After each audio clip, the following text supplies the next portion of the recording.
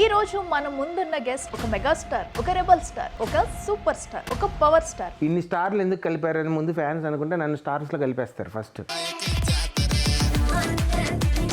మీకు 3 పెళ్లిళ్ళు అయ్యాయని చెప్పేసి విన్నాం. మీరు అన్నట్టుగా 3 పెళ్ళిళ్ళు అయిన మాట వాస్తవే నా లైఫ్ లో. మీరు ఎక్కడున్నారు? ఒకరు నా పక్కన ఉన్నారు, ఒకరు నా పర్సులో ఉన్నారు, ఒకరు నా మనసులో ఉన్నారు. తీసి చూపించండి మీ పర్సు. పరసలేదు ఈ పంచింగ్ పలక్నామాకే పంచా. మీరు ఇతని కోసం చాలా పోరాటాలు చేసి పెళ్లి చేసుకున్నారు అనేది కూడా విన్నాము. నాకు అంత అయితే ఆయనలో కనిపించట్లేదు. మీకు ఏం కనిపించింది? ఏంటి బ్రో అంత మాట అన్నావు? అంటే ఎవరికి కనిపించింది? నాకు కనిపించింది. మళ్ళీ లేనిపోయిందని వాళ్ళు ఏదో టాలెంట్. మీరు అది అనంతపూర్లో ఉన్నప్పుడే గుర్తించారు. ఏమంటే అప్పుడు మాత్రం నేను పేషెంట్ టాలెంటే. పంచంటే ఇలా ఉండాలి. అంటే ఈయన చేసుకుంటే లైఫ్ లాంగ్ నేను ఇలా సరదాగా ఉంటాను అని అనుకున్నాను. కానీ కానీ నవ్వు ఆపుకుంటున్నావు కదరా. నాకు ఆ కానీ దగ్గర కూనీ చేసినట్టు అనిపించింది. మిమిక్రీ చేయగల టాలెంట్ ఉందని మీరు ఎప్పుడు గుర్తించుకోగలిగారు? ఎవరైనా గుర్తించారా? ఫస్ట్ టైం చేసిన వాయిస్ ఎన్టీ రామారావు గారి వాయిస్ అండి. Yeah. నా తెలుగింటి ఆడపడుచులకు, అన్నదమ్ములకు, అక్క చెల్లెళ్లకు, బిగ్ టీవీ ప్రేక్షకులకు మా హృదయపూర్వక నమస్కారాలు. ఇది చాలా బాగా చేశారు. సెకండ్ హాఫ్ కదా మామూలే. ఇది వాడిని పెళ్లి చేసుకుని వస్తుంది సార్, నేను మేజర్, నేను ఎవరినన్నా పెళ్లి చేసుకోవచ్చు అంటుంది. అక్కడ టోపీ ఉన్నా బుర్రగొక్కుని అలాంటి ఎస్ఐ ఎక్కడుంటాడు? దేనికి నో అంటాడు, వెంటనే మౌన పోరాటం. వందే మాతరం శ్రీనివాస్ విప్లవ గీతం. నేనెప్పుడు చూడని కళ్ళు నన్ను దేవుళ్ళ చూస్తున్నా.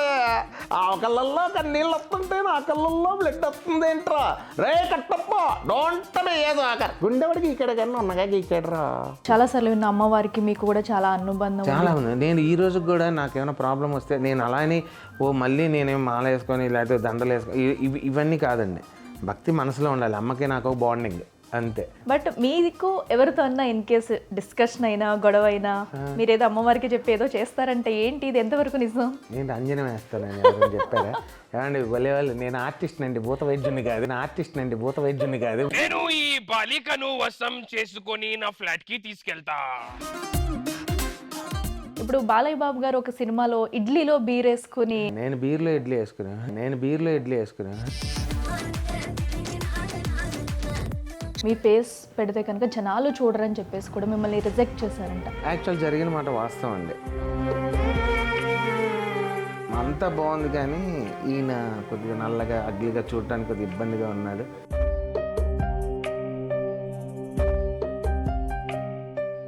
Hi hello, welcome to big TV special chit chat.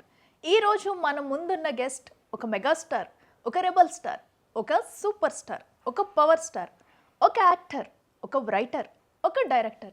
ఏంటి ఈ పిల్ల మరీ ఇంత ఓవర్గా చెప్తుంది అనుకుంటున్నారా? నిజమండి బాబు. ఈ రోజైతే మన ముందున్నారు జబర్దస్త్ స్టార్ శాంతి కుమార్ గారు అండ్ అతని వైఫ్ సుమబిందు గారు. హై అండి, వెల్కమ్. హాయ్. మీకు 3 పెళ్లిళ్ళు అయ్యాయని చెప్పేసి విన్నాం, చాలా సార్లు చూసాం కూడా చాలా షోస్ లో. మరి మీరు ఏంటి ఒక్క వైఫ్ తోనే వచ్చారు? మిగతా ఇద్దరు ఎక్కడ? సరే నా పని ఉంది, కొద్దిగా వెళ్ళొస్తాను. అలా ఎలా వెళ్తారు? కాదండి, మీరు ఫస్ట్ క్వశ్చన్ అలా ఇరికిచ్చే క్వశ్చన్ అడిగితే ఎట్లా? కానీ నేను ఇరుక్కోలేదండి. ఎందుకంటే నేను ఇరుక్కుంది నా లైఫ్లో ఒకే ఒక దగ్గర, మా ఆవిడ మనసులో. మీరు అన్నట్టుగా 3 పెళ్ళిళ్ళు అయిన మాట వాస్తవే నా లైఫ్లో. ఎలాగైందంటే ఫస్ట్ మా మిస్సెస్ నేను శంభో టైప్లో లేచిపోయి పెళ్లి చేసుకున్నాం. అది ఫస్ట్ మ్యారేజ్. ఆ తర్వాత వీళ్ళ అమ్మ నాన్నగారు వాళ్ళు తెలుసుకొని మళ్ళీ పిలిచి వాళ్ళ బంధువులను పిలిచి అక్కడ వాళ్ళ మధ్యలో పెళ్లి చేశారు. అక్కడి నుంచి మళ్ళీ మా అమ్మోళ్ళ దగ్గర తీసుకొస్తే అక్కడ అమ్మవారి కొండ మీద మళ్ళీ ఇంకోసారి పెళ్లి జరిగింది. సో 3 ముళ్ళు 3 సార్లు వేసాను మా ఆవిడ మెల్లోనే. ఏంటి సార్ అది? 3 ముళ్ళు 3 సార్లు వేసాను మా ఆవిడ మెల్లోనే. బిందు గారు, మీరు ఆయన చెప్పిన మాటలన్నీ కూడా వింటున్నాం మనం. మీరు ఇతని కోసం చాలా పోరాటాలు చేసి పెళ్లి చేసుకున్నారు అనేది కూడా విన్నాము. మరి మీరు అంత పోరాటం చేయడానికి అసలు ఎందుకు చేశారేంది? నాకు అంత అయితే ఆయనలో కనిపించట్లేదు. మీకు ఏం కనిపించింది? అంటే ఎవరికి కనిపించింది? నాకు కనిపించింది. అది ఏంటో మాకు చెప్తారా? మళ్ళీ లేనిపోయిందని వాళ్ళు ఏదో టాలెంట్ తనకు బాగా నచ్చింది. ఆవిడ క్లారిటీ ఇస్తారు, మాట్లాడివ్వండి, చెప్పండి. ఫస్ట్ ఒకే చోట జాబ్ చేసేవాళ్ళం ఇద్దరము. ఓకే. సో అక్కడ పరిచయం అనమాట తను. ఎక్కడ జాబ్ చేశారు? అనంతపూర్. అనంతపూర్లో మీ పరిచయం. సో అక్కడ మా ఊరు అదే. ఈయన అనంతపూర్ తండ్రి. విజయవాడ బిడ్డ. నుంచి జాబ్ కోసమని అనంతపూర్ వచ్చారు. సో అక్కడ ఇద్దరం జాబ్ చేసేవాళ్ళం ఒకే ఆర్గనైజేషన్ RDT అనే ఒక సంస్థలో వర్క్ చేశాము. ఓకే. సో అక్కడ కూడా కల్చరల్సే అనమాట. అంటే నేను సింగింగ్, డాన్స్ పిల్లలకి నేర్పించడం, సేమ్ ఫీల్డ్ ఈయన అనమాట. సో ఫస్ట్ ఆఫ్ ఆల్ నాకు ఆయన టాలెంట్ బాగా ఇష్టం. ఆ పర్సన్ కన్నా టాలెంట్ చాలా ఇష్టపడతాను నేను. మీరు అది అనంతపూర్లో ఉన్నప్పుడే గుర్తించారు. ఆయన అనంతపూర్కి వచ్చారండి, నేను అక్కడే ఉన్నా, ఈయన వచ్చారు. ఏమంటే అప్పుడు మాత్రం నేను పేషెంటే, టాలెంటే నాది. కాకపోతే అప్పుడు గుర్తించి అది అప్పటి నుంచి అలా కంటిన్యూ అయింది. ఫస్ట్ టైం చూసింది కాబట్టి ఇంకొద్దిగా ఎగ్జైట్ అయింది. ఇప్పుడు పాత పడింది నా టాలెంట్. చాలా టైం పట్టింది కదా, అందుకే ఆవిడ చెప్తున్నారు. కానీ ఆవిడ తను చేసిన సాహసాలు మామూలుగా చెప్పకూడదు. చిన్నప్పుడు చదివి ఉంటారు మీరు, లైఫ్లో అలాంటివి నిజంగా జరిగినాయి మాకు. చాలా సెన్సిటివ్ పర్సన్, అంటే చూడడానికి చాలా హైట్ వెయిట్ కనిపిస్తారు కానీ అసలు ఎక్కడ నాకు అలా కనిపించట్లేదు మరి. అది అందరికీ కనిపించారు, అందుకే అన్న ఫస్ట్ డైలాగ్ అదే. చాలా సెన్సిటివ్, చాలా మంచితనం ఎక్కువ, చాలా హెల్పింగ్ నేచర్ ఉంది. సో అవన్నీ నాకు ఫస్ట్ ఆఫ్ ఆల్ ఏంటంటే మిమిక్రీ చాలా ఇష్టం. మిమిక్రీ కానీ తను డప్పు బాగా ప్లే చేస్తారు. ఓకే. ఇంకా చెప్పాలంటే మిమిక్రీ కంటే డప్పు ప్లే చేయడం చూసి నేను ఫస్ట్ పడిపోయా. ఒక 30 మెంబర్స్ దాకా ఉండేవాళ్ళం స్టాఫ్ ట్రైనింగ్స్కి వచ్చినప్పుడు. ఈయన శాంతి ఎక్కడ ఉంటే అందరం అక్కడమే. అందరికి అప్పటి నుంచి లీడర్ అని కాదు, బాగా అందరినీ హ్యాపీగా నవ్వించడము, సరదాగా ఉండడము, అది బాగా నచ్చింది. అంటే ఈయన చేసుకుంటే లైఫ్ లాంగ్ నేను ఇలా సరదాగా ఉంటాను అని అనుకున్నాను. సో అలాగే ఉన్నామండి హ్యాపీగా. స్టిల్ ఇప్పుడు హ్యాపీగా ఉండాలని కోరుకుంటున్నాం. Thank you. శాంతి గారు, ఇప్పుడైతే మీకు ఫేమ్ వచ్చింది.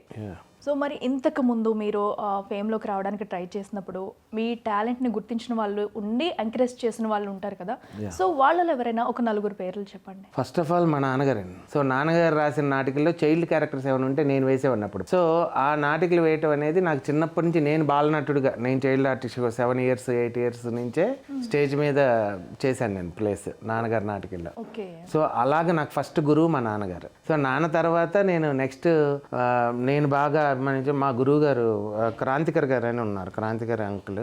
ఆయన అసిస్టెంట్గా వెళ్ళేవాడిని. నేను వెళ్తూ ఉన్నప్పుడు నాకు పెద్ద పెద్ద కళాకారులు అందరూ పరిచయం అయ్యారు. ఆయన పెద్ద పెద్ద షోస్ చేసేవాళ్ళు కదా, నాకు అలా పరిచయం అవడం, వాళ్ళందరూ ఫోన్ నెంబర్లు అప్పటికే ఇప్పించుకోవడం, అలాగే ఎప్పటికైనా నేను అవుతానా లేదనే ఒక ఫీల్ ఉండేది నాకు చిన్నప్పటి నుంచి కూడా. సో అలాగా ఆయన వెనకాల వెళ్ళబట్టి నాకు మార్కెట్ అసలు ఫీల్డ్ అంటే ఎలా ఉంటుంది, ప్రోగ్రామ్స్ అంటే ఎలా ఉంటాయి అనేది తెలిసింది. ఆ తర్వాత నాకు RDT సంస్థ అనేది ఇంకా పెద్ద గురువు.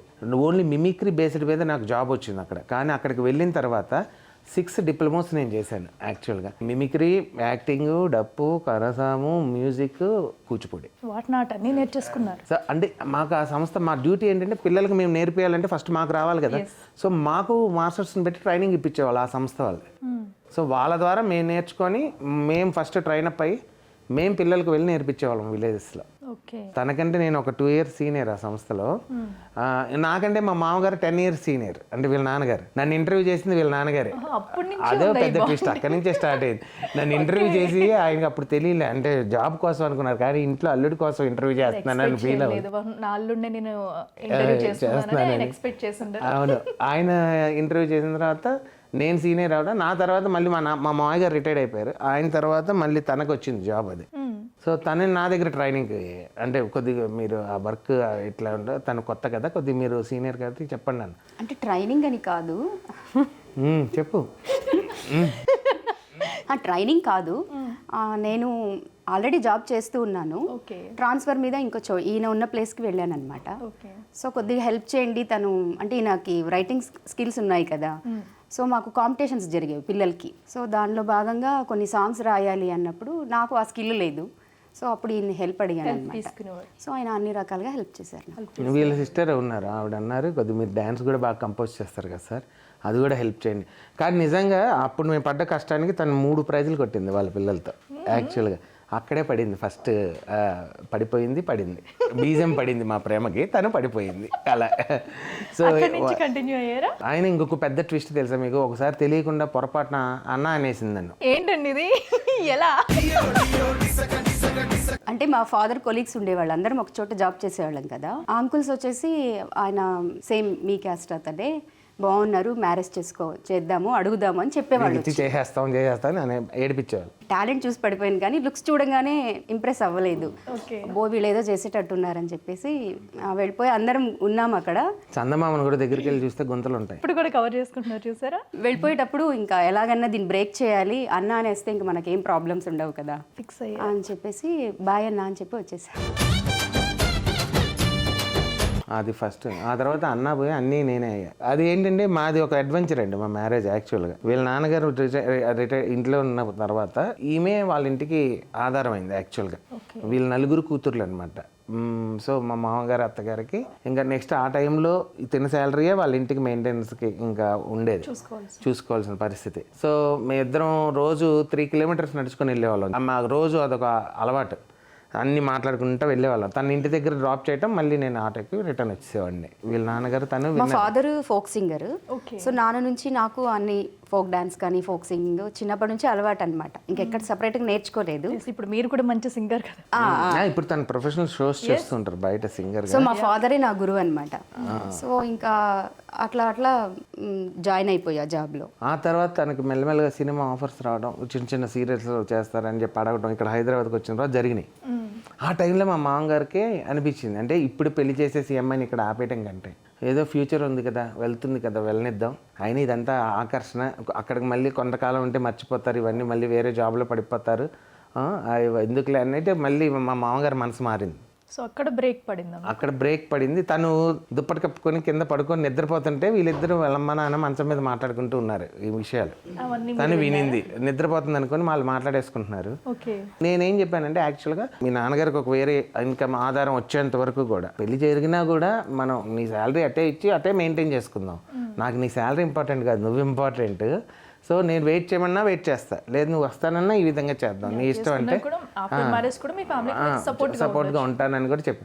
అయితే తను అడిగింది 3 years టైం అడిగింది. యాక్చువల్ 3 years నాకు 3 ఏళ్ళు ఆగగలిగితే అప్పుడు ఆలోచిస్తాను నీతో పెళ్ళికి అంది. సో నేను ఆగుతానని చెప్పి వెయిట్ చేశాను. వెయిట్ చేసిన తర్వాత అనుకోకుండా 1 yearకే ఈ ఇన్సిడెంట్ జరిగింది. ఏది వీళ్ళు మాట్లాడుకోవటం, తను వినడం అలా. అప్పుడు తనే ఫోన్ చేసింది నాకు. ఫోన్ చేస్తే ఇంకా అప్పుడు వచ్చాను. వచ్చిన తర్వాత నువ్వు తీసుకెళ్తావా లేదా చెప్పు అన్నట్టుగా ఇంకా తను అంటే వాళ్ళ నాన్నగారు అంటే తను ఏమైందంటే ఆ క్షణంలో హర్ట్ అవుతారు కదా ఎవరైనా. అంటే వాళ్ళ మాట గౌరవించి ఆగినప్పుడు వాళ్ళు అలాగా ఇంకో రకంగా ఆలోచిస్తున్నారు అన్నప్పుడు తను ఫీల్ అయిందనమాట. ఇంకా ఎక్కడ మీకు ఇచ్చి మ్యారేజ్ చేయరన్న టైంలో అనేసి భయపడి ఇంకా మీతో అప్పుడే వెళ్ళిపోయి మ్యారేజ్. ఆ టైంలో అది ఒక అడ్వెంచర్. నా దగ్గర డబ్బులు లేవు ఆ టైంలో జేబులో. వేరే ఒక ఫ్రెండ్ని అడిగితే వాడు ఇప్పుడే వస్తాను, పేమెంట్ వస్తుంది, మీరు ఇక్కడే కూర్చోండి, ఒక దగ్గర నాకు డబ్బులు రావాలి. మాదంతా ఆర్కెస్ట్రా బ్యాచే కదా ఫస్ట్ నుంచి కూడా. సో కీబోర్డ్ ప్లేయర్ దగ్గరికి వెళ్ళాం. అరే నువ్వు కొద్దిగా హెల్ప్ చేయమా, ఇట్లా డబ్బులు మేము అక్కడ తీసుకెళ్ళాలి. నేను జాబ్ చేసేది అనంతపూర్ దగ్గర కదిరి అనే ఊరికి ట్రాన్స్ఫర్ అయింది నాకు. సో నేను అనంతపూర్ తిన కోసం వచ్చాను కదా, నాకు వెళ్ళడానికి నా ఒక్కడికే డబ్బులు ఉన్నాయి. తన దగ్గర తీసుకెళ్ళి వెళ్ళి అక్కడ ఎక్కడ పెట్టాలో కూడా తెలియదు నాకు. ఉన్నట్టు అన్ప్లాన్డ్ కదా. అంటే మీ ఫ్యామిలీలో తెలియదండి? మా ఫ్యామిలీ తెలుసు. నేను పెళ్లి కాకముందే మావయ్య గారు ఫుల్ సపోర్ట్. అప్పుడు మరి మీ ఇంటికి వెళ్ళలేదా మీరు వాళ్ళకి చెప్పి? పెళ్లి కాకముందే తీసుకెళ్ళాను తన్ని మా ఇంటికి. తీసుకెళ్ళి అందరికి ఇగో తిను ఫిక్స్ అయిపోవు నీ కోడలు, ఇంకా ఇది మా అందరికి ఏ వరుస అవుతుందో ఆ వరుసతో పరిచయం చేసేసాను తీసుకెళ్ళి అందరికి మా ఇంట్లో. అక్కడ వాళ్ళ ఫాదర్ తప్పని కాదు కానీ మా ఫాదర్కి అన్నీ తెలుసు. అంటే నాకు చాలా బెస్ట్ ఫ్రెండ్ ఉన్నట్టు మా ఫాదరు. సో అన్నీ షేర్ చేసేదాన్ని. వెంటనే తను ప్రపోజ్ చేయగానే వచ్చి చెప్పేయడము, ప్రతిదీ ఏది నేను దాచుకునేదాన్ని కాదనమాట. సో చిన్నప్పటి నుంచి ఆయనతో ఉండడం వల్ల నేను అమ్మ దగ్గర కంటే ఎక్కువ నాన్న దగ్గర చాలా ఫ్రీగా ఉండేదాన్ని. వన్స్ ఇలా ఎప్పుడైతే థింక్ చేస్తున్నారో అని తెలిసినప్పుడు ఇంకా వెళ్ళిపోవాల్సి వచ్చింది. బట్ వెళ్ళారు, 3 times మ్యారేజ్ చేసుకున్నారు. మళ్ళీ కామెడీ ఏంటంటే మా మామగారు వాళ్ళందరూ మా కోసం ఎతకడం స్టార్ట్ చేశారు. అంటే వెళ్ళిపోయింది కదా, తన ఇంటికి రాలేదు కదా నైట్. ఎక్కడికి వెళ్ళింది నేనేం చేశాను, మా ఫ్రెండ్తో, మాది విజయవాడ కదా, అమ్మాయిని తీసుకుని విజయవాడ వెళ్ళిపోతున్నానని చెప్పి అందరిని విజయవాడ డైవర్ట్ చేసేసా. అక్కడే స్టోరీ స్టార్ట్ చేశారా? వాళ్ళు విజయవాడ పంపించారు, వేరే ఒక జీప్లో కొంతమందిని వ్యక్తులను పంపించి విజయవాడ పంపించేశారు. నేమేమో అనంతపూర్ పక్కనే కదిరిలో ఉన్నాం. కదిరికి తీసుకెళ్ళి అదే నా అడ్డ, నేను అక్కడ జాబ్ చేసేవాడిని కాబట్టి నా సర్కిల్ అక్కడ నాకు సపోర్ట్గా ఉంటారు అనమాట కొంతమంది ప్రజలు. సో నాకు అక్కడికి ధైర్యంగా ఉంటుందని అక్కడే తీసుకెళ్ళిపోయా. అయితే మళ్ళీ తను ఫోన్ చేసేప్పటికి వాళ్ళు కూడా ఇంకా రండి, ఏం చేస్తాం 16 రోజులు పెళ్ళి అయిపోయింది, ఇంకా అన్నీ అయిపోయినాయి కానీ రండి. ఇంటికి వెళ్ళగానే మా మామగారు నన్ను ఏమన్నా అంటారేమో మళ్ళీ బయట భయపడి ఆపాం, ఆటో తిప్పి పెట్టా. అరే నువ్వు ఆటో జాగ్రత్త స్టార్ట్ చేసి పెట్టుకో, లోపల కత్తులు కటారులు ఏమన్నా తిరిగినాయి అనుకో, బండి రైట్ అంటే జంప్ అయిపోవాలి మనం ఇక్కడి నుంచి అని చెప్పా. సరే లక్కీగా ఏంటంటే హారతి ఇచ్చి లోపలికి పట్టుకెళ్ళి మా మామగారు ఒకటే డైలాగ్ ఇలా చూసి అన్నారు అంతే. ఇంకేం మాట్లాడలే నాతో కొన్ని రోజులు. మీకు అంటే నాకు సుపీరియర్ కదా మా సార్. ఆ పెళ్ళి అయిన తర్వాత కూడా దగ్గర 1 year 2 years వరకు సార్ అని అనేవాడిని. మామయ్య గారు అని వచ్చేది కదా నాకు టక్కని. చాలా బ్యూటిఫుల్ లవ్ స్టోరీ ఉన్నాము. మిమిక్రీ చేయగల టాలెంట్ ఉందని మీరు ఎప్పుడు గుర్తించుకోగలిగారు? ఎవరైనా గుర్తించారా? అసలు మీకు ఆ టాలెంట్ ఎలా వచ్చింది? మీరు ఎప్పుడు స్టార్ట్ చేస్తారు? సో ఎలా వచ్చాయి అనే దానికంటే ముందుగా నేను ఫస్ట్ నాకు బాగా ఇష్టమైన వాయిస్, ఫస్ట్ టైం చేసిన వాయిస్ ఎన్టీ రామారావు గారి వాయిస్ అండి. నా లైఫ్లో రామారావు గారి వాయిస్తోనే స్టార్ట్ చేస్తాను. ఓకే. నా తెలుగింటి ఆడపడుచులకు, అన్నదమ్ములకు, అక్క చెల్లెళ్లకు, బిగ్ టీవీ ప్రేక్షకులకు మా హృదయపూర్వక నమస్కారాలు. ఈరోజు ఈ చక్కని ఇంటర్వ్యూ కార్యక్రమంలో సతీ సమేతంగా మమ్మల్ని పిలిచి ఇంటర్వ్యూ చేస్తున్న అఖిల గారికి, యాజమాన్యానికి, మా దర్శకులకు పేరు పేరున ధన్యవాదాలు తెలియజేస్తూ సెలవు తీసుకుంటాను. ధన్యవాదాలు. చాలా బాగా చేశారు. ఆ తర్వాత నాకు బాగా ఇష్టమైన వాయిస్ అంటే ప్రకాష్ రాజ్ గారి వాయిస్ అండి. నాకు అంటే 3 times స్టేట్ ఫస్ట్ అవార్డు వచ్చింది ప్రకాష్ రాజ్ గారి వాయిస్కి. తల్లి కూతురు ఏం నటిస్తున్నారు? ఇది ఒక డింపుల్ కపాడియా, నీ కూతురు ఒక ట్వింకిల్ కపాడియా. రాత్రి ఇక్కడికి వచ్చి రూమ్లో డాన్సింగ్, ఉదయం తండ్రి వచ్చి నాతో ఫైటింగ్, ఇప్పుడు ఎగ్జామ్ కని చెప్పి వాడితో జంపింగ్, సందు చివరవాడ ఆటోలో వెయిటింగ్, అక్కడికి ఫస్ట్ హాఫ్ సెకండ్ హాఫ్ కదా మామూలే. ఇది వాడిని పెళ్లి చేసుకుని వస్తుంది, సార్ నేను మేజర్, నేను ఎవరినన్నా పెళ్లి చేసుకోవచ్చు అంటుంది. అక్కడ టోపీ ఉన్నా బుర్రగొక్కుని అలాంటి ఎస్ఐ ఎక్కడుంటాడు? దేనికి డో అంటాడు, వెంటనే మౌన పోరాటం, వందే మాతరం శ్రీనివాస్ విప్లవ గీతం. ఆ తర్వాత ముఖం మీద ది గ్రేట్ వెర్రి పప్ప అని శుభం కార్డు వేస్తారు. దీనికి డైరెక్షన్ నువ్వు, యాక్షన్ నీ కూతురు. సినిమా పేరేంటో తెలుసా? తల్లి లాలింపు, కూతురు తాలింపు. నేను మునార్కుని, నన్నెవడు మోసం చేయలేడు. నెక్స్ట్ సునీల్ గారి వాయిస్ అండి. నేను బాగా ఇష్టపడి చేసే వాయిస్ అంటే రేర్ కాంబినేషన్ వాయిసెస్ అంటారు. అండ్ సునీల్ గారిని ఇమిటేట్ చేసే వాళ్ళు చాలా తక్కువ మంది ఉంటారు. అవును, చాలా తక్కువ మంది. నేను సునీల్ గారి ముందే ఆయన వాయిస్ ఇమిటేట్ చేశాను మా జబర్దస్త్ ఎపిసోడ్లో. ప్రభాస్ గారు చెప్పిన బాహుబలి డైలాగ్ని సునీల్ గారు చెప్తే ఎలా ఉంటుందని, ప్రభాస్ గారు ప్రేమగా చూడాల్సిన మా అమ్మ కళ్ళు నా వంక దీనంగా చూస్తున్నాయి, ఈ డైలాగ్ ఉంటుంది. మా కోసం కూడా ఒకసారి చెప్పండి. ఒరే కట్టప్ప, నిన్ను చూస్తుంటే నాకు చాలా ముద్దొచ్చేస్తున్నావురా. ప్రేమగా చూడాల్సిన మా అమ్మ కళ్ళు నా వంక దీనంగా చూస్తున్నాయిరా. నేను ఎప్పుడు చూడండి కళ్ళు నన్ను దేవుళ్ళ చూస్తున్నాయా. ఆ కళ్ళల్లో కన్నీళ్ళు వస్తుంటే నా కళ్ళల్లో బ్లడ్ వస్తుంది ఏంట్రా. రే Kattappa, don't be a joker. గుండెవాడికి ఇక్కడ కన్నా ఉన్నగా గీకాడరా. అంటే ఈ డైలాగ్ కామెడీగా చెప్తే ఇలా ఉంటుందని ఒకవేళ రాజమౌళి గారు చూస్తుంటే ఎలా ఉండేదో. అదే సునీల్ గారు అన్నారు, ఏమన్నా నిజంగా నాకు ఒకవేళ ఒరిజినల్గా బాహుబలి క్యారెక్టర్ ఇచ్చినా నేను ఇలా చెప్పేవాడిని కాదేమో అని చెప్పారు ఆయన.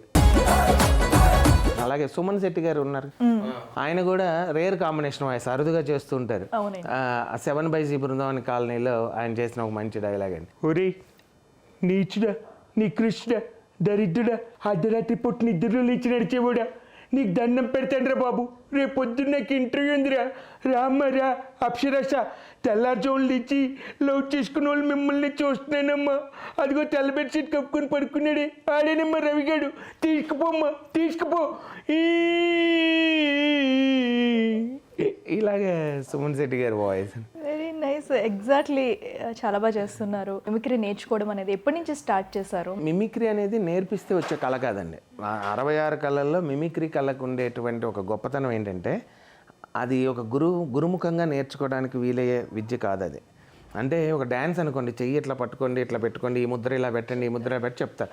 బట్ గొంతులో వేలు పెట్టి చెప్పలేరు కదా. ఈ గొంతు ఇక్కడ నొక్కండి, ఇక్కడ నొక్క అంటే ఒకళ్ళని చూసి మనం ఇన్స్పైర్ అయ్యి వాళ్ళని అనుకరించి ఏకలవ్యుడి శిష్యత్వం అంటారు చూడండి, అలాంటి శిష్యత్వం చేయగలం. బట్ గురువు గారి దగ్గర ఏం నేర్చుకోవచ్చు అంటే మిమిక్రీలో స్టేజ్ మీద ఎలా బిహేవ్ చేయాలి, ఒక ఐటెంని ఎలా ప్రజెంట్ చేయాలి, సో మన వాయిస్ మీద ఎలా కేర్ తీసుకోవాలి mimicry artist, so mike sense ఎలా ఉండాలి మనకి, సో ఇలాంటి టిప్స్ చెప్తారు. కానీ గురువులు ఈ వాయిస్ ఇలా చేయండి, ఇలా చేయండి అని చెప్పడానికి వీలయ్యేటువంటి విద్య కాదు అది. మీరు ఇంత బిగ్ అచీవ్మెంట్స్ సంపాదించారు కదా, సో అయితే ఒక టైంలో కూడా ఒక ఛానల్ వాళ్ళు మీ ఫేస్ పెడితే కనుక జనాలు చూడరని చెప్పేసి కూడా మిమ్మల్ని రిజెక్ట్ చేశారంట.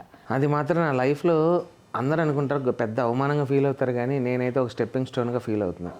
ఎందుకంటే యాక్చువల్ జరిగిన మాట వాస్తవం అండి. ఆ ఆర్ట్ని నమ్ముకొని నేను బెటర్ లైఫ్ కోసం అంటే ఇంకొద్దిగా మనం ఈ టైంలో సెటిల్ అవ్వాలి లైఫ్లో అని చెప్పేసి మేము నెల్లూరు వచ్చాం.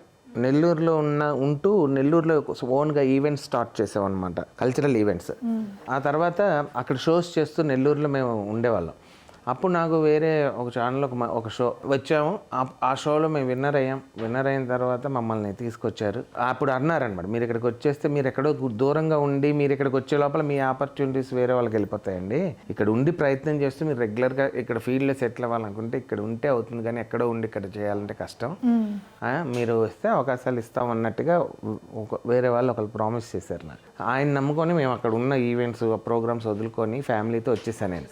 ఎందుకంటే ఇక్కడ మళ్ళీ నేను సింగిల్గా రూమ్ తీసుకుని నాకు ఇక్కడ రెంట్ అక్కడ రెంట్, ఇక్కడ నా మెయింటెనెన్స్ అక్కడ మెయింటెనెన్స్ అంటే డబల్ అయిపోతుంది. సో కాబట్టి కష్టం నష్టం మనం ఒక దగ్గరికి వెళ్ళి ఉందామని చెప్పేసి ఫ్యామిలీని తీసుకుని వచ్చేసిన తర్వాత మమ్మల్ని పెడతామన్న ఒక సీరియల్, కామెడీ సీరియల్ ఒకటి స్టార్ట్ చేస్తున్నాం అని చెప్పి తీశారు. పైలట్ ఎపిసోడ్స్ చేయాలన్నారు. ఆ పైలట్ ఎపిసోడ్స్ కోసం అని 2 ఎపిసోడ్లు తీసిన తర్వాత అంతా బాగుంది, కానీ ఈయన కొద్దిగా నల్లగా అగ్లీగా చూడటానికి కొద్దిగా ఇబ్బందిగా ఉన్నాడు, కొద్దిగా స్క్రీన్ మీద కొడతా ఉన్నాడు. ఎందుకు వచ్చింది, ఆయన ఒక్కడిని రిజెక్ట్ చేసి మిగిలిన వాళ్ళతో మీరు మిగిలిన వాళ్ళని చూడండి అని చెప్పి ఆ ఛానల్ వాళ్ళు చెప్పారట. చెప్పిన తర్వాత వాళ్ళు నాతో అలా చెప్తే ఫీల్ అవుతాను నేను అని చెప్పేసి, సార్ మనది అవ్వలేదు, నేను ఇంకోటి నెక్స్ట్ టైం ఉంటే మళ్ళీ చెప్తాను, మీరు వెళ్ళరండి అని అన్నారు. ఇంకా నాతో పాటు పనిచేసే కొలీగ్స్ అందరూ, ఆ సీరియల్లో సెలెక్ట్ అయిన వాళ్ళందరూ నా ఫ్రెండ్స్ ఉన్నారు చాలామంది. వాళ్ళు నేను వెళ్ళిపోయిన తర్వాత మాట్లాడుకున్న విషయం ఏంటంటే, నాతో చెప్పడం ఏంటంటే, ఇలా అనుకొని నిన్ను రిజెక్ట్ చేశారట, నువ్వు ఆ స్క్రీన్ మీద బాగోవు అన్న విషయంతో నేను రిజెక్ట్ చేశారంట అని అన్నారు. అప్పుడు చాలా ఫీల్ అయ్యారు. అదే కామెడీకి గ్లామర్కి పనే ఉందండి. కామెడీకి యాక్చువల్గా ఇప్పుడు ఒక వడివేలు గారు కానీ బాబు మోహన్ గారు కానీ, అంటే వాళ్ళకి కించపరచడం కాదు, వాళ్ళు అద్భుతమైన గ్లామర్ అని కాదు, హాస్యాన్ని మనం ఎదుటి వాళ్ళని నవ్వించగలిగే టాలెంట్ మనలో ఉంటే సరిపోద్దు, కానీ దానికి గ్లామర్ అది మన టాలెంటే మన గ్లామర్ యాక్చువల్గా. సో దానికి గ్లామర్ ఏంటని చాలా ఫీల్ అయ్యాను నేను. ఇంటికి వచ్చి ఫీల్ అయ్యి మేము బాధపడిన, నేను ఒక దశలో అయితే మా ఆవిడ ఒళ్ళో పడుకొని ఏడ్ చేసే. మంచిగా ఈవెంట్స్ చేసుకుంటూ మనం హ్యాపీగా ఉండేవాళ్ళం. రాంగ్ స్టెప్ వేసి అన్నీ వదిలేసి హైదరాబాద్ వచ్చామా, ఇలా అయింది ఏంటి రాగానే అనేసి చాలా ఫీల్ అయితే, ఏం కాదు ఇప్పుడు మనం ఈవెంట్స్ చేసి అంతో ఇంతో సంపాదించుకున్నాం.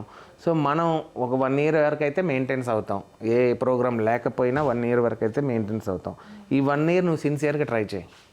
ఆ 1 year అవ్వలేదా, మళ్ళీ మనం నెల్లూరు గూడూరు వెళ్ళిపోయి మన షోస్ మనం చేసుకుందాం. మనకు ఆ టైంలో మిమ్మల్ని అలా గైడ్ చేయడం చాలా గ్రేట్. నిజంగా నిలదొక్కుని ప్రయత్నం చేశాను, సిన్సియర్గా ట్రై చేశాను.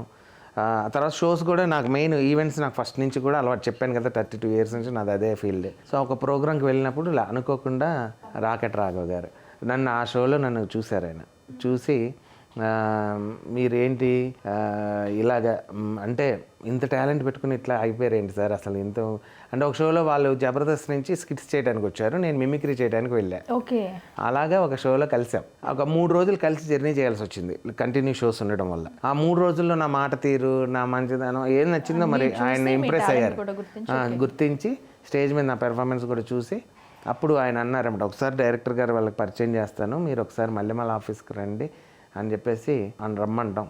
అలాగ మళ్ళీ వెళ్దాం. అక్కడ డైరెక్టర్స్ వాళ్ళు కూడా ఏదో రాఘవ్ గారు చెప్పారని తీసుకోలేదు, వెంటనే నాకు ఒక ఆడిషన్ లాగా పెట్టి దాంట్లో కూడా నేను చేయగలిగితేనే తీసుకొని, ఇంకా రాఘవ్ గారు తీసుకొచ్చారు కాబట్టి ఆయన టీంలోనే కంటిన్యూ చేయమని చెప్పేసి అలా పెట్టి, అక్కడ కూడా నాకు టాస్క్ మళ్ళీ ఒక 2 షెడ్యూల్ చూడండి ఈయన సింక్ అవుతుంది అంటే, ఇండివిజువల్గా ఆయన మంచి ఆర్టిస్ట్, బట్ స్కిట్ అనేది గ్రూప్లో సింక్ అవ్వాలి మనం వాళ్ళతో. సో ఆ టైమింగ్ అవన్నీ సింక్ అవుతున్నాయి లేదో ఒకసారి చూసుకొని మీరు ఓకే అనుకుంటే కంటిన్యూ చేయండి అని చెప్పేసి చెప్పడం జరిగింది. అలా రాఘవ్ గారు నన్ను తన టీంలోకి చేర్చుకున్నారు. ఆ చేర్చుకోవడం 2015లో మొదలైంది. ఈరోజు 2024 వరకు 9 సంవత్సరాల నుంచి కంటిన్యూగా జబర్దస్త్లోనే ఉంటూ, జబర్దస్త్లోనే మళ్ళీ నేను ఒక జబర్దస్త్ ఎక్స్ట్రా జబర్దస్త్ రెండిట్లో యాక్ట్ చేస్తూ, ఎక్స్ట్రా జబర్దస్త్లో ఇంకొక వ్యక్తితో పాటు కంటెస్టెంట్గా చేస్తూ సక్సెస్ అని ఉండేవాడు టీం లీడర్, ఆయన టీంలో కంటెస్టెంట్గా చేస్తూ అతనితోనే టీం లీడర్ అయ్యా అదే టీంకి. ఈ టీంలో ఉంచి ఉండగానే నేనేంటంటే మనం ఒక దగ్గర ఆగిపోకూడదు, రిలాక్స్ అవ్వకూడదు ఎప్పుడు కూడా. మనది ఆర్ట్ ఫీల్డ్ అనేది కంటిన్యూస్ ప్రాసెస్, ఎందుకంటే ఒక సెటిల్ ఫేజ్లోనే మనం సెటిల్ అవ్వాలి లైఫ్లో. ఒక మంచి స్టోరీ రాసుకున్నాను. అక్కడి నుంచి రైటర్ బయటకు వచ్చారా మీలోంచి? రైటర్ ఉన్నాడు, నేను జబర్దస్త్లో కూడా మా స్కిట్స్, ఆ తర్వాత చాలా ఈవెంట్స్ రాశాను నేను జబర్దస్త్లో, నా టైటిల్స్లో కూడా నా పేరు పడుతుంది. ఇప్పటి వరకు నా కలం కామెడీగానే పనిచేసింది. సో ఇప్పుడు ఒక కథ మీద పనిచేస్తుంది. ఆ కథలో ఆల్ ఎమోషన్స్ ఉంటాయి. ఒక ప్రొడ్యూసర్ గారు దొరికారు, నంద్యాల సార్ది ఎల్లాల బాబు గారు అని. ఆయన నా కథ విని సినిమా నాకు నచ్చింది నేను చేస్తానని చెప్పి ముందుకు రావడంతో ఒక ఆర్టిస్ట్గా ఉండి, ఒక మిమిక్రీ ఆర్టిస్ట్ అయ్యి ఆర్టిస్ట్ టీమ్ లీడర్గా వచ్చి టీమ్ లీడర్ నుంచి మళ్ళీ నేను డైరెక్షన్ వైపు రావచ్చు. అలాగే ఒక సినిమాకి డైరెక్షన్ చేసే సాయి కుమార్ గారు, ఆదిత్య ఓం గారు వీళ్ళందరితో ఒక మంచి సినిమా నాతో నేను అని ఒక మూవీ. అయితే ఏది కూడా అచీవ్మెంట్ అనేది ఈ సైజులో ఉంటుంది, ఇంత లెవెల్లో ఉంటుంది అనేది ఉండదండి. మన అది కంటిన్యూస్ ప్రాసెస్ ఇది అనమాట మన లైఫ్లో చనిపోయే వరకు. సో ఇంకా అచీవ్ కావాల్సినవి చాలా ఉన్నాయి, అందులో ఇదొకటి. మీ మిమిక్రీ వినేసాము, మరి బిందు గారు పాట కూడా వినాలి కదా. ఎలా ఎలా ఎలా ఎలా ఎలా తెలుపను ఎదలోని ప్రేమను మృదువైన మాటను ఎలా ఎలా ఎలా ఎలా ఎలా తెలుపను ఎదలోని ప్రేమను మృదువైన మాటను గాలిలోన వేలితోటి రాసి చూపనా నేల మీద సిక్కు మొక్కు వేసి చూపనా వాలు జడల కాగితాన విరజాజుల అక్షరాలు ఏర్చి కూర్చి చూపనా ఎలా ఎలా ఎలా ఎలా ఎలా తెలుపను ఎదలోని ప్రేమను మృదువైన మాటను.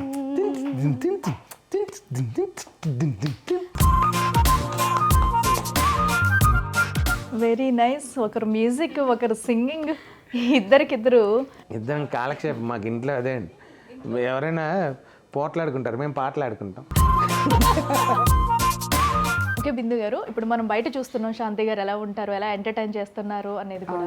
ఇంట్లో ఎలా ఉంటారు ఆయన? ఇంట్లో కూడా బయట ఎలా ఉంటారో సేమ్ అలాగే ఉంటారండి. అంతేనా? అంటే ఫ్యామిలీ మ్యాటర్స్ ఏవి మాట్లాడుకోము, ఆ డిస్కషన్స్ ఏమీ ఉండవు అనమాట. ఎప్పుడు చూసినా ఈ పాట, ఈ స్టోరీ, ఈ మిమిక్రీ, ఈ ప్రోగ్రామ్స్, నెక్స్ట్ ఫ్యూచర్లో ఎలా మనం నెక్స్ట్ స్టెప్ ఇంకా బెటర్మెంట్ ఇంకా ఎట్లా వెళ్ళాలి, ఎప్పుడు ఇవే థాట్స్, ఇవే మాటలే ఉంటాయి ఇంట్లో కూడా. మ్యారేజ్ అయిన కొత్తలోనే ఫిక్స్ చేసేసుకొని పెట్టుకున్నాం. ఓకే. సో ఆ గోల్స్ కోసం ఇంకా కొంచెం పరిగెడుతున్నాము. శాంతి గారు, మీరు డ్రింక్ చేస్తారా? అంటే ఇప్పుడు లేదు. ఇప్పుడు బాలయ్య బాబు గారు ఒక సినిమాలో ఇడ్లీలో బీరేసుకుని తాగినట్టు మీరు అలా చేసే హ్యాబిట్స్ ఉన్నాయా? 2000 నుంచి 2010 వరకు ఆ డెకేడ్ అంతా కూడా మధ్యమే నాకు లైఫ్లో ఉండేది.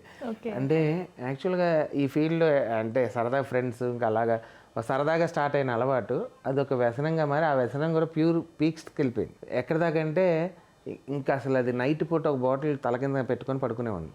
మధ్యలో ఎప్పుడైనా మెలకు వచ్చింది అనుకోండి, వాష్రూమ్కి అట్లా వెళ్ళి వచ్చి మళ్ళీ వాటర్ లేకపోతే పచ్చిది తాగి మళ్ళీ పడుకునేవాడిని. అసలు ఇన్ని ట్విస్ట్లు ఏంటండి, ట్విస్ట్ల మీద ట్విస్ట్లు. అదే అంతే. అండ్ ఇంకా మీకు ఇద్దరు కిడ్స్ ఉన్నారు? ఇద్దరు కాదండి, ముగ్గురు ఇప్పుడు మాకు. ముగ్గురు? అదేంటి, మేము చాలా సార్లు చూసాం ఇద్దరే కిడ్స్ అని చెప్పేసి. నా లైఫ్లో కొన్ని మిరాకిల్స్ జరిగినాయండి. నేను చెప్పట్లా, చిన్నప్పటి నుంచి నాది ప్రతి 10 ఏళ్ళకి ఒక ట్విస్ట్ ఉండేది నా లైఫ్లో. ఓకే. నేను ఒక ఆశ్రమవాసిగా వెళ్ళా, అదొక ట్విస్ట్. మధ్యలో ఈ అలవాట్ల నుంచి మా నాన్నగారు నా మీద బెంగతో ఆయన చనిపోవటం, నన్ను నేను మార్చుకోవాలంటే కొద్దిగా దూరంగా వెళ్ళిపోవాలి. మా నాన్నకి ఇచ్చిన చివరి మాట అది, నేను ప్రామిస్. ఆయన రేపు చనిపోతాడానికి ఈరోజు నైట్ నాన్నగారితో మాట్లాడి నేను చేశాను ప్రామిస్. సో కాదు, లైఫ్ చేంజ్ చేసుకోవాలి ఎక్కడ అని. మళ్ళీ అప్పుడు మా మిసెస్ వాళ్ళు ఒక ఆశ్రమంలో జాబ్ చేసేవాళ్ళు. ఆ ఆశ్రమంలోకి వెళ్ళిపోయి అక్కడ ఒక టోటల్ నా సిస్టమ్ అంతా మారిపోయింది. నా లైఫ్ ఒక్కసారి అక్కడికి వెళ్ళినాక ఇంకా టోటల్ ప్రొహిబిషన్ అనమాట. ఏవి అక్కడ అలవాట్లు అలా ఉండకూడదు. ఆ ఆశ్రమంలో ఉండాలంటే కొన్ని రూల్స్ ఉంటాయి. లైబ్రరీ ఉండేది, ఒక బుక్స్ చదవడం, అదే డివోషనల్గా నా లైఫ్ టర్న్ అయింది. మళ్ళీ శంకర్ దాదా జిందాబాద్లో గాంధీ తాత గారి గురించి బుక్స్ అన్ని చదివితే గాంధీ తాత కనిపించేవాడు పక్కన వచ్చి. అలాగా నా లైఫ్లో మీరు నమ్ముతారు లేదు, నేను అమ్మవారిని డైరెక్ట్గా చూశాను. ఓకే. ఒక పెద్ద మిరాకిల్. మీకు చాలా సార్లు విన్న అమ్మవారికి మీకు కూడా చాలా అనుబంధం చాలా ఉంది. నేను ఈ రోజు కూడా నాకేమైనా ప్రాబ్లం వస్తే నేను అలానే మళ్ళీ నేనేం మాల వేసుకొని లేకపోతే దండలు వేసుకొని ఇవన్నీ కాదండి. భక్తి మనసులో ఉండాలి. అమ్మకి నాకు బాండింగ్ అంతే. లైఫ్ టర్న్ అయిన తర్వాత గూడూరు ఆశ్రమం మళ్ళీ మారిపోయింది, చెన్నైకి మార్చేశారు, అక్కడి నుంచి తీసేసిన తర్వాత మేము గూడూరులో టౌన్లోకి వచ్చిన తర్వాత నా లైఫ్ అసలు, అందుకే నేను నా ఈవెంట్స్ పేరు కూడా అమ్మ ఈవెంట్స్ అని పెట్టి, సో అమ్మవారి పేరు మీద ఆ ఈవెంట్స్ క్లిక్ అవ్వడం, ఆ తర్వాత ఈటీవీలో ఒక ఛాన్స్ రావడం, ఆ తర్వాత మళ్ళీ జబర్దస్త్ రావడం, ఆ తర్వాత ఏంటో నేను డైరెక్టర్ అవడం. నా లైఫ్లో అన్ని మిరాకిల్సే. పడి మళ్ళీ పైకి లేచి మళ్ళీ ఒక సెలబ్రిటీ స్థాయికి వచ్చి మళ్ళీ నేను ఒక డైరెక్షన్ కూడా సినిమాకి చేయగలిగానంటే అది నా లైఫ్లో బిగ్ అచీవ్మెంట్. అది రెగ్యులర్గా వెళ్ళడం వేరు, పడి మళ్ళీ పైకి లేవడం వేరు. సో పడిన కష్టాల నుంచి కూడా ఒక్కటేసారి ఇంత stage లో నిజంగా చాలా great. ఆ రకంగా చూసుకుంటే నేను ఉండాల్సిన స్థాయి కంటే ఎక్కువే ఉన్నాను. ఇప్పుడు మా మామగారికి నేనే పెద్ద కొడుకు. ఆయన కూడా ఆయన ఒక రియలైజ్ ఒక ఫీల్తో అనేది నాకు నలుగురు కూతుర్లే, రేపు పొద్దున్న నాకేమైనా అయితే నువ్వే తలకరువు పెట్టాలి అనేసి నువ్వే నా కొడుకు అనే ఫీల్కి వచ్చారు. ఇంకా అంతకు మించి ఏం కావాలండి. ఒకప్పుడు అసలు వద్దు ఆయన అనుకుని మా పెళ్ళికి ఇదైన ఆయన పెళ్ళికి ఈరోజు నేను ఒక కొడుకులాగా ఆయనకి. నాకు కూడా మా నాన్నగారు లేరు కదా, మా అత్త మామే నాకు అమ్మ నాన్న. అంతేగా. సో అంతా వాళ్ళు కూడా నా దగ్గరే ఉంటారు, నేనే చూసుకుంటాను ఈరోజు కూడా ఇక్కడే ఇప్పుడు కూడా మా అత్త మామగా. సో మా మరదలు ఉన్నారు, వీళ్ళ చెల్లెలు మూడో ఆవిడ. పెద్ద వాళ్ళు బెంగళూరులో ఉంటారు. మూడో అమ్మాయి వాళ్ళు ఒక బ్యాడ్ ఇన్సిడెంట్ ఏమంటే వాళ్ళ మొన్న కరోనా వచ్చింది కదా, దాని ముందు ఆ అమ్మాయి చనిపోయారు, వీళ్ళ సిస్టర్. ఆ కరోనా అప్పుడు వాళ్ళ హస్బెండ్ కూడా చనిపోయారు. ఒక్కడే కొడుకు వాళ్ళకి. ఆ బాబుని ఏం చేద్దామంటే ఆస్ట్రేలియాలో ఎవరో వాళ్ళ బంధువులు ఉన్నారు, ఇచ్చేస్తాము వాళ్ళు పెంచుకుంటారంట, ఇచ్చేస్తామని చెప్పేసి వాళ్ళు చెప్పడం జరిగింది. తిని ఫీల్ అవుతూ ఉండేది. నాకేంటంటే ఒక బాబు మనకి బరువుగాడు, ఇంతమంది మనం తిరుగుతున్నాము, మనకి దేవుడు ఇస్తున్నాడు.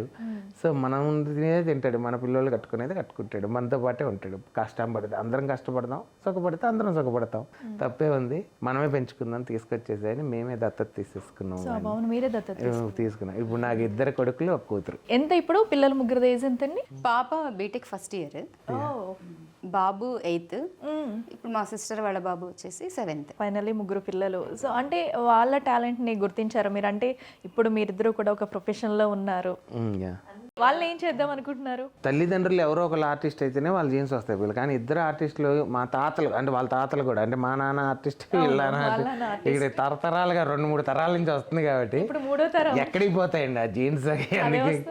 ఆల్మోస్ట్ మా అబ్బాయి మంచి డాన్సరు, వాడు మంచి సింగర్, మా పాప మంచి ఆర్టిస్ట్. సో నేను చేసిన మూవీలో తను కూడా ఒక చిన్న క్యారెక్టర్ చేసింది. Very good and all the best. ఇప్పుడు బిందు గారితో కలిసింది చక్కగా ఉంటున్నారు. ఒకవేళ మీకు బిందు గారు ఆ రోజు అనంతపురంలో పరిచయం అవ్వకపోతే ఇప్పుడు ఎలాంటి అమ్మాయిని పెళ్లి చేసుకునేవారు మీరు? Marriage or made in heaven అంటారు కదా, నాకు marriage or made in Anantapur. వేరే వాళ్ళని ఎవరిని చూసినా మా ఆవిడతో పోల్చుకుంటా. నాకు అదొక ఫీలింగ్, లోపల ఫీల్ అవుతుంటా. ఇప్పుడు మిమ్మల్ని చూస్తూ ఉంటాను కదా, మీలో చూసి అంతా కాసేపు చూస్తా, మిమ్మల్ని చూసిన తర్వాత పెద్ద మా ఆవిడకంటే ఏం లేదులే అనిపిస్తుంది నాకు ఫైనల్గా. అది చూస్తాను మళ్ళీ ఫస్ట్. అబ్బే చెప్పలేదు, ఇదే ఫస్ట్ అసలు పోల్చుకుంటారనే విషయం కూడా నాకు తెలియదు. అంటే పోల్చుకుంటూ ఉంటారు బయటికి వెళ్ళినప్పుడు. అదే కదా, అంటే ఇంకొక అమ్మాయి మీద అంత కాన్సన్ట్రేషన్ అంటే పెట్టాల్సి నేను పోల్చుకోవడం ఎందుకు, నేను ఎంత లక్కీ అని పోల్చుకుంటా. అది కవర్ కాదను, వెళ్ళిన తర్వాత అడగాల్సిందే. ఇంకా ఈ కవరింగ్ లని చూసేసానండి. చూసేస్తే కానీ వాస్తవం ఏంటంటే ఏది దాచుకోడు.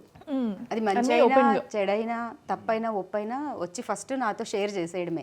అవును, ఇవన్నీ ఎందుకు అడుగుతున్నారని నాకు అర్థం కావట్లేదు. అంటే ఇప్పుడు ఎవరికైనా ఒకవేళ ఎలాంటి అమ్మాయిని చేసుకోవాలనిపించేది, అవన్నీ ఎందుకు అడుగుతున్నారు? అంటే ఇన్ కేసు అంటే బిందు గారు వచ్చారు, ఇప్పుడు వచ్చిన తర్వాత మీరిద్దరు ఎలా ఉండేవాళ్ళు ఏంటి ఇవన్నీ చెప్పారు, ఇప్పటి వరకు లైఫ్ ఎలా లీడ్ చేసుకొచ్చారు అనేది. అంటే తను అప్పుడు అన్ఎక్స్పెక్టెడ్గా వచ్చారు. అంటే మీకంటూ ఏదైనా ఒక హోప్ ఉంటుంది కదా, ఒక ఇలాంటి అమ్మాయిని చేసుకోవాలనో లేదా ఇలా ఉండాలనో? నాకు ఒక హోప్ ఏంటంటే నన్ను అర్థం చేసుకుని హ్యాపీగా నన్ను నాతో పాటు అండర్స్టాండ్ చేసుకునే అమ్మాయి వస్తే చాలు అనుకున్నా నేను. దానికి అందం తోడైంది, అది అందం తోడై డబల్ గ్రేస్ ఇచ్చాడు నాకు దేవుడు. ఎన్ని మార్క్స్ ఇస్తారు బిందు గారికి? Pass mark. అదేంటి అంతసేపు ఆలోచించారు? Pass markka? అంతే, పాస్ అండి, ఇంకా అది ఎన్ని చెప్పను నేను. ప్రెసెంట్ అయితే ఆల్రెడీ ఒక మూవీ తీశారు, కమింగ్ మూవీ. నెక్స్ట్ మూవీ ఏ మూవీ చేయబోతున్నారు? ఇంకా మూవీ ఫీల్డ్లో ఇంకా గ్రోత్ అవ్వాలి, ఇంకా ఫాస్ట్గా రావడానికి ఇప్పటికే లేట్ అయిందని అనుకోవచ్చా, లేదు ఇప్పుడు ఇంకా టైం ఉంది, స్టెప్ బై స్టెప్ వెళ్తున్నామంటారా? అంటే ఓకే, ఇప్పుడు నేను నాకున్న పరిస్థితులు అయితే నేను కొద్దిగా ఫాస్ట్గానే వచ్చాను. అంటే డెసిషన్ లేట్గా తీసుకున్నా, డైరెక్టర్ అవ్వాలనే డెసిషన్, బట్ అవకాశం ఫాస్ట్గా వచ్చినట్టే. నాకు నా దగ్గర పనిచేసే చాలామంది స్టాఫే 15-16 సంవత్సరాల నుంచి ఫీల్డ్లో డైరెక్టర్ అవుదామని తిరుగుతున్న స్టాఫ్ ఉన్నారు. సో కొంతమంది అనుకోకుండా కలిసి వచ్చిన వాళ్ళు ఉన్నారు, కొంతమంది అనుకోని కసితో వచ్చిన వాళ్ళు ఉన్నారు. సో అలా మన లైఫ్ ఎప్పుడు టర్న్ అవుతుందో చెప్పలేం. బట్ అయితే నా ప్రయత్నం, ఫస్ట్ ప్రయత్నం, నాకు ఎక్స్పీరియన్స్, డెసిషన్ లేట్గా తీసుకున్న ఛాన్స్ తొందరగా వచ్చింది కాబట్టి నేను లేట్ అవ్వలేదు ఈ విషయంలో మాత్రం. బట్ అయితే నెక్స్ట్ ప్రాజెక్ట్ కూడా యాక్చువల్గా నాది ఈ పాటికి స్టార్ట్ అవ్వాలండి. బట్ అయితే మా ప్రొడ్యూసర్ గారు, అంటే ఇంకో ప్రొడ్యూసర్ ఈయన వేరే ఆయన ఏమయ్యారంటే కొద్దిగా ఈ ఎలక్షన్ ప్రాసెస్లో వాళ్ళు అక్కడ ఓడిపోవడం జరిగింది. నేను మళ్ళీ చేద్దామండి మనం ప్రజెంట్ అయితే నేను కొద్దిగా ఇబ్బంది పడ్డాను అని మళ్ళీ కొద్దిగా ఆగింది ఆ కథ, స్టార్ట్ అయింది అలా కూడా. మరి ఎప్పుడు స్టార్ట్ చేయబోతున్నారు? ఆల్రెడీ నేను ఇప్పుడు ప్రొడ్యూసర్ గారిని కలవడానికి వెళ్ళాలి. 2-3 ఉన్నారు నాకు. ఇప్పుడు నేను వింటాను రండి అని నేను ప్రయత్నం చేసి పెట్టుకున్నా. అట్లా సో ఎవరు ఓకే చేస్తారో ఇంకా తెలియదు, ఓకే మీ కథ చెప్పాలి, వాళ్ళు ఓకే చేయాలి, సక్సెస్ అవ్వాలి. చూద్దాం. నా దగ్గర కథలు అయితే 7-8 కథలు మంచిగా రెడీగా చేసి పెట్టుకున్నాను ఓకే ఈ గ్యాప్లో. సో ఆ 7-8 కథల్లో వాళ్ళ బడ్జెట్కి, వాళ్ళ టేస్ట్కి, వాళ్ళ జోనర్కి ఏది ఓకే అవుతుందో తెలియదు. అయితే కనుక ఉగాదికి స్టార్ట్ చేయాలని ప్రాజెక్ట్ రెడీగా ఉన్నాను. Very nice. త్వరలోనే మీ కొత్త ప్రాజెక్ట్ స్టార్ట్ చేయాలని కోరుకుంటున్నా. Thank you. అండ్ ఇంకోటి, మీరు అమ్మవారి గురించి చెప్తున్నారు కదా, సో మేము కూడా చాలాసార్లు విన్నాం, ఎందుకంటే అమ్మవారు మీకు చాలా భక్తి పూజలు చేస్తారని చెప్పేసి. అయితే దీనిలో ఒక ట్విస్ట్ ఏంటంటే మీరు అమ్మవారితో మాట్లాడతారు, బట్ మీకు ఎవరితో అన్నా ఇన్ కేసు డిస్కషన్ అయినా గొడవ అయినా మీరు ఏదో అమ్మవారికి చెప్పి ఏదో చేస్తారంటే ఏంటి, ఇది ఎంతవరకు నిజం? ఏంటి అంజనం వేస్తానని ఎవరైనా చెప్పారా? ఏమండి భలేవాళ్ళు, నేను ఆర్టిస్ట్ అండి, భూత వైద్యుని కాదు. మీరు భలేవాళ్ళు, మాంత్రికుని కాదు.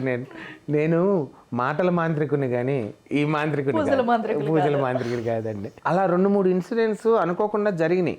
అందుకని నా ఫ్రెండ్స్ అందరూ నన్ను ఏడిపిస్తూ ఉంటారు. ఒరే నువ్వు అని. నేను యాక్చువల్గా మీకు ఇందాక చెప్పాను, నాకు బాధ కలిగినా సంతోషం కలిగినా అమ్మ దగ్గరికి వెళ్ళి కూర్చొని ఒక సాంబ్రాన్ని వెలిగించి, ఇంట్లో ఎవరు ఉండకూడదు, ఆ లైట్లు ఆఫ్ చేసుకొని అమ్మతోనే మాత్రమే కూర్చొని మాట్లాడుకుంటాను. నేను ఫీల్ అయ్యి చెప్పడం, వెంటనే అది ఇమీడియట్గా ఆ నెక్స్ట్ రోజు వాళ్ళకి సరిగ్గా ఏదో జరగడం. అది నిన్నే ఇలా అనుకున్నాను చూడు ఇవాళ జరిగిందని నేను వాళ్ళతో షేర్ చేసేవాడిని కదా ఫ్రెండ్స్తో. ఓ నాయన నువ్వేదో వెళ్ళి తాయిత్తి కడతావు, అంజనం వేస్తావు అనేసి పూజలు చేస్తున్నావు అని చెప్పి అట్లా అనేవాళ్ళు. అంటే అదేం లేదు స్వామి, నేను ఎదగాలని పూజ చేస్తాను కానీ ఒకటి నాశనం అవ్వాలని మనం ఎప్పుడు పూజ చేయకూడదు, అది కాదు మంది అని చెప్పేసి అనేవాడిని. ఊరికి వాళ్ళు ఏడిపించే భాగాల్లో అది. నేను ఎప్పుడు జనం కోరుకునే వ్యక్తిని, అంజనం కాదు, నాకు జనం కావాలి. మిమ్మల్ని వచ్చినప్పుడు నేను చూస్తున్నా తలకి బ్యాండ్ మీ హెడ్కి. ఈ బట్ట ఎందుకు కట్టాను అంటారు. ఎందుకు కట్టుకున్నారు అసలు, ఏంటి దాని స్పెషాలిటీ? బ్రతికి బట్ట కట్టాలంటారు తెలుసు కదండి ఒకసారి. సో నేను ఈ బట్టకి బట్ట కట్టాను. వాస్తవం ఏంటంటే మళ్ళీ నాకు హెయిర్లో ప్యూర్ బట్టతలు ఏం కాదండి, నాకు అదొక స్టైల్. మళ్ళీ జుట్టు లేక మళ్ళీ బట్ట కట్టాను అనుకుని ఉంటాను. ఓకే, ఎవరు అనుకోవద్దు, ఫుల్గా జుట్టు ఉంది. ఫుల్గా లేదు, పలచగా జుట్టు ఉంది. దానికి కొద్దిగా నేను దీన్ని కొద్దిగా జోడించే. వాస్తవానికి ఏంటంటే ఒక్కొక్కళ్ళు ఒక రికగ్నేషన్. మా గడ్డం నవీన్కి గడ్డం పెంచుతారు, మా జబర్దస్త్లో గడ్డం నవీన్, ఆయనకి గడ్డం ఉంటేనే రికగ్నేషన్. నాకేంటంటే నేను ఏ షర్ట్ వేస్తానో దానికి మ్యాచింగ్ బ్యాండ్ కడతా. అంటే ఇవన్నీ షర్ట్స్ తీసుకున్నప్పుడే బ్యాండేజ్లన్నీ కొనుక్కుంటారు? కాదు, బ్యాండ్ని బట్టి షర్ట్ కొంటాను నేను. ఫస్ట్ బ్యాండ్ వాస్తవం అంటే ఇవి అక్కడక్కడ దొరికినప్పుడే 10-15 కొనేస్తా. కొనేసిన తర్వాత ఓహో మొన్న ఏ కలర్ కొన్నాం దానికి సరిగ్గా టీ షర్ట్ అన్నట్టుగా అట్లా తీసుకుంటా. మీ బ్యాండేజ్లు ఎప్పుడైనా ట్రై చేస్తారా? లేదు, సరిపోలేదు, ట్రై చేయడానికి.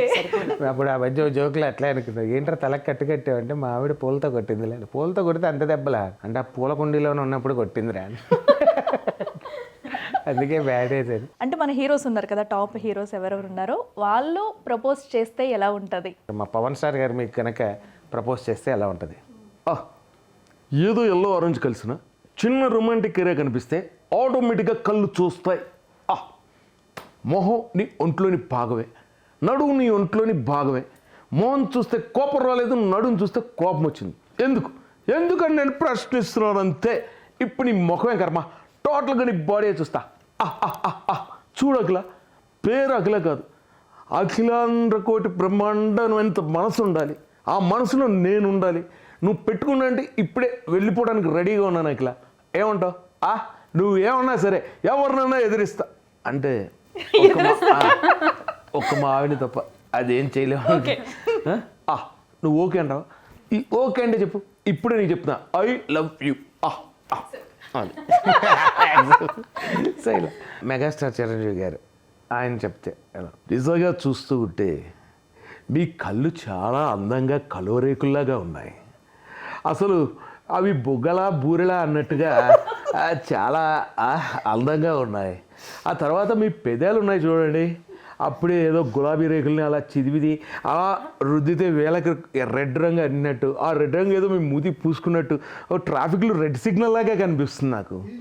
అంతేకాకుండా ఆ చిన్న గడ్డం, చిట్టిగారిలాగా చిన్న గడ్డం, ఇలా పోలికలు పోల్చుకుంటే కాదు, ఏమంటే పక్కన మా ఆవిడ ఉంది, నా గుడ్డ పీలికలు అయిపోద్దని కానీ పోల్చట్లేదు. కానీ నిజంగా చూస్తుంటే మీ గ్లామర్గా అవి చాలా బాగున్నాయండి. అసలు ఒక మాటలో చెప్పాలంటే ఇలాంటి అమ్మాయి కనుక నా లైఫ్లోకి వచ్చిందంటే నేను చాలా హ్యాపీ అండి. ఎవడ అఖిల గారు మీకు ఒక మాట చెప్పనా, ఐ లవ్ యూ అండి, ఐ లవ్ యూ. అలాగే మన జూనియర్ ఎన్టీఆర్ గారు ఆయన ప్రపోజ్ చేస్తే. ఈ ఊళ్ళో మొట్టమొదటి కత్తి పట్టింది మా తాత, మొట్టమొదటి బాంబు చూసింది మా తాత. కానీ నేను మొట్టమొదటిసారిగా బాంబు లాంటి అమ్మాయిని చూశాను బ్రో. అదగో కళ్ళ ముందే బాంబే ఇంటర్వ్యూ చేస్తే ఎలా ఉంటుంది అనేది నేను అనుకున్నా. కానీ సీటు కింద బాంబులాగా పక్కన మా ఆవిడ. ఆ బాంబు ఎప్పుడు పేలుతుందో తెలియదు భయ్య. అందుకే తను ఉన్నా ఉండకపోయినా బాంబు పేలినా పర్లేదు అనుకుంటూ మానవ బాంబులాగా మీ మధ్యలోకి వచ్చేస్తున్నా. మీ మదిలోకి వచ్చేస్తున్నా అఖిల గారు. I love you. నిజంగా నవ్వుతున్నారు చూడండి. ఇట్స్ సో క్యూట్ అండి. సున్నుండలాగా చాలా చక్కగా ఉన్నారు. నిజంగా చాలా బాగున్నారు. I love you. సో ఇలాగా. అలాగే బాలయ్య బాబు గారు, చాలా సంతోషం. నిజంగా అందం అంటే చందమామదని అందరూ అంటారు, కానీ చందమామది కాదు అఖిలది. ఎందుకంటే నేను ఇప్పుడు ఆశ్చర్యపోతూ ఉంటాను, భూమి మీద 2 చందమామలు ఎలా తిరుగుతున్నాయా అని. తను ఇందాక నడిచి మేకపై వస్తూ ఉంటే నా కోసమే పుట్టిందా అన్నట్టు అనిపించింది. సరే ఏది ఏమైనా ఆ అందంలో కానీ, ఆ రూప లావణ్యాల్లో కానీ, ఆ సౌశీల్యంలో కానీ, ఆ వినయంలో కానీ, ఇలాంటి పదాలన్నీ స్వచ్ఛమైన తెలుగుగా మాట్లాడేటప్పుడు తెలుగు అమ్మాయిలాగా, అచ్చమైన తెలుగు అమ్మాయిలా ఉన్న ఈమెని ఎవరు ఇష్టపడరు? అది ఏదేమైనా మీకు ఈ సభాముఖంగా బిగ్ టీవీ ప్రేక్షకుల అందరి సమక్షంలో ఒక విషయం చెప్పాలనుకుంటున్నాం. చెప్పండి. Tell me. మీరన్నది బాగున్నది, నేనన్నది బహు బాగున్నది అని అనిపించమంటారు అఖిల.